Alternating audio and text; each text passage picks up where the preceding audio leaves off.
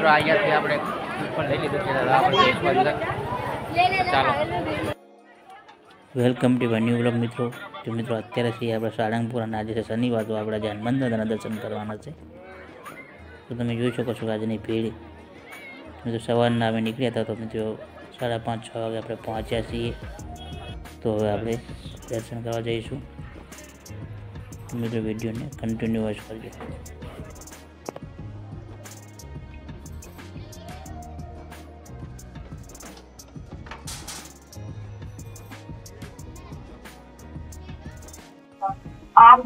તો જય માતાજી મિત્રો. તો આજે આપણે જવું છે સાળંગપુર હનુમાન દાદાના મંદિરે, અને આજે છે શનિવાર. એટલે આપણે તમને જે હનુમાન દાદાના દર્શન વિડીયોના માધ્યમથી કરાવીશ. અત્યારે આપણે મિત્રો સુરેન્દ્રનગર પહોંચ્યા. કેમ કે મિત્રો આપણે બસમાં જવાનું છે, જેમાંથી ઠંડીની સિઝન છે એટલે આપણે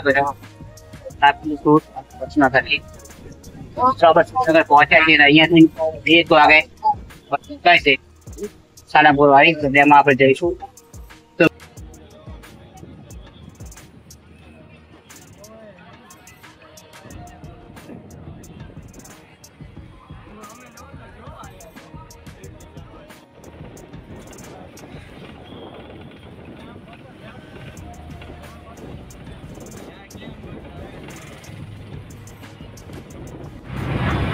મિત્રો આપણે સુરેન્દ્રનગરથી બોટાદ આવ્યા અને અહીંયાથી આપણને રિક્ષા મળી ગઈ છે. તો આપણે તમે જોઈએ છીએ કે કેટલા વાગે સાળંગપુર પહોંચીએ છીએ.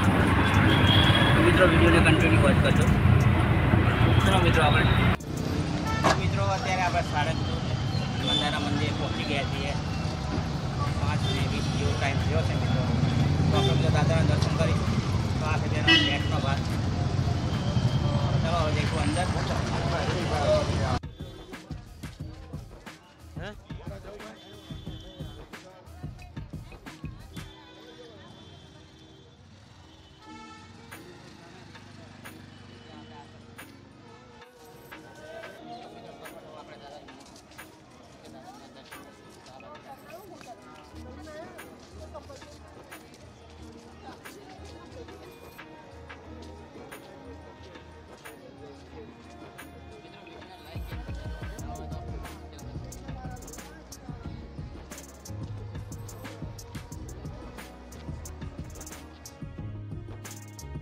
મિત્રો અત્યારે છીએ આપણે દાદાના સાનિધ્યમાં, એટલે કે સાળંગપુર. અને મિત્રો આ મૂર્તિની સ્થાપના હનુમાન જયંતિના દિવસે કરવામાં આવી હતી 2023 સાલમાં. તો મિત્રો આનો ફૂલ વિડીયો આપણે તમે જોઈ રહ્યા છો. તો મિત્રો ચાલો આપણે જઈશું હવે આગળ, જ્યાં દાદાનો મંદિર છે. તો મિત્રો શનિવાર છે એટલે ભીડ પણ વધારે છે. તો મિત્રો આપણે આજે દાદાના દર્શન કરીશું. તો મિત્રો કોમેન્ટમાં જય દાદા એકવાર અવશ્ય લખી નાખજો. અને મિત્રો કોમેન્ટ અવશ્ય કરજો કે આપ મારા વિડીયો ક્યાંથી જુઓ છો.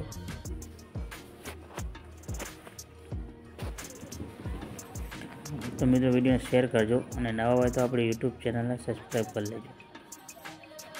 તો મિત્રો હવે પહોંચી જઈશું આપણે થોડાક સમયમાં. તો મિત્રો આપણે અહીંયા બૂટ ચપ્પલ જમા કરાવવાનો હોય છે, અને આપણને જ્યારે નીકળીએ પાસ ત્યારે 10 રૂપિયા આપીને પાસ આપી દેશે આપણને. તો ચાલો મિત્રો હવે શ્રીફળને એવું લઈ લીધું છે, અને હવે આગળ જઈ. અને અત્યારે તો મિત્રો લાઈન લાગી છે, તો આપણે લાઈનમાં પૂરી આવવાનું છે દાદાના દર્શન માટે.